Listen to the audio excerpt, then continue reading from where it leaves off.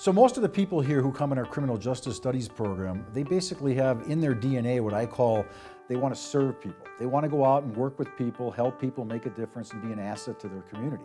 My ultimate goal is actually to be in law enforcement. The reason for that is because I always wanted to be the change that everybody calls out for. I wanted to be the change that I wanted to see. So one of the things Gateway will do is give you the foundation. So we're going to start here with the 60 credits, which again cover a broad field of services, and you can expand from that and go into any type of field you want. Fingerprints have to have.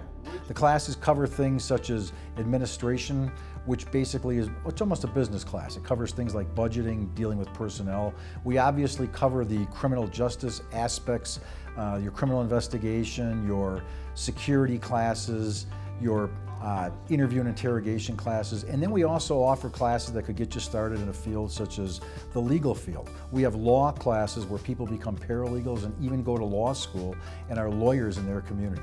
Criminal law is one of my favorite classes. It's also one of my hardest classes because we have to work with all the statutes and all the types of different laws that you can charge a person with, but that was one of my favorite classes. One of the classes we offer here is an internship. We place you with different types of businesses, organizations, police departments, law firms, where you work for a semester with those people and you learn a skill set. And hopefully that skill set enables you to be hired by those people. I look forward to coming and being taught by those who actually been through it so that they can give me a first person's perspective on what law enforcement and how the criminal justice system is. So the criminal justice program basically not only does it work with people who want to be law enforcement officers, but we have people who come here who want to be probation officers, work in the field of security, corrections.